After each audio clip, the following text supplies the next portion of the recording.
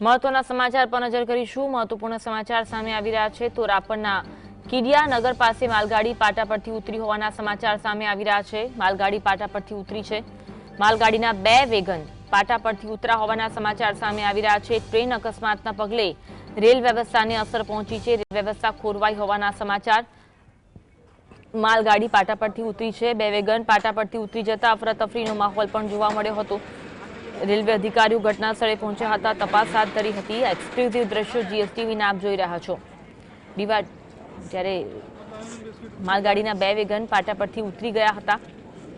આ અંગે હાલ તો તપાસ કરવામાં આવી રહી છે, પરંતુ આ અકસ્માતને પગલે ટ્રેન સેવાને અસર પહોંચી છે અને રેલ વ્યવહાર ખોરવાયો છે અને ટ્રેનોને તેના કારણે અસર થઈ હોવાના સમાચાર। પાલનપુર સામખિયાળી ટ્રેન વ્યવહારને અસર પહોંચી છે। જીએસટીવીના એક્સક્લુઝિવ દ્રશ્યો આપ જોઈ રહ્યા છો।